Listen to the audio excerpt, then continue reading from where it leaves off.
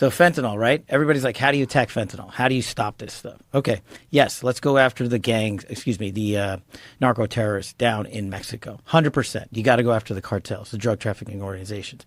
You got to shore up the southern border. And the president has done an amazing job at both of those things, made it a priority. So we have decreased the amount of fentanyl being moved around, let's say, right? But not necessarily coming into the United States. So where's the root of the problem? The CCP. So the fentanyl precursors, the stuff you need to make fentanyl, comes from mainland China. That's it. Now, I'm sure like 1% of it comes from somewhere else in the world, but that's where it comes. They've got hundreds of companies standing up in mainland China shipping this stuff out into the world.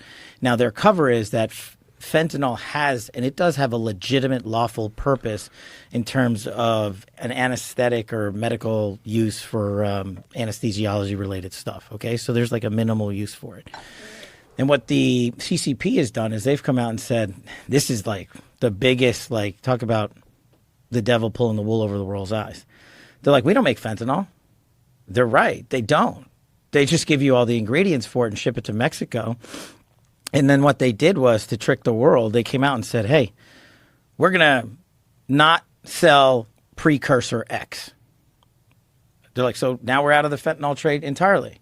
The problem is there's 14 other precursors you can use to make fentanyl, and they're still shipping all of those. So what we did when I got to the bureau is we stood up this massive enterprise to go after fentanyl precursor companies in mainland China. And they're probably not going to like that.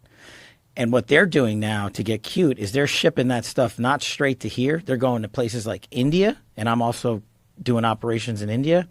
And they're having the Mexican cartels now make this fentanyl down in Mexico still. But, you know, instead of going right up the southern border and into America, you know what they're doing? They're flying it into Vancouver. They're taking the precursors up to Canada, manufacturing it up there, and doing their global distribution routes from up there because we were being so effective down south.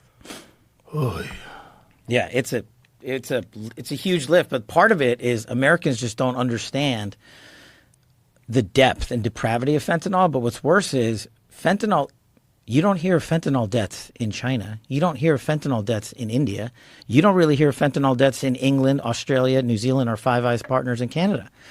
The Chinese, in my opinion, the CCP, have used it as a directed approach because we are their adversary and they don't like us and we don't like what they're doing when it comes to fentanyl.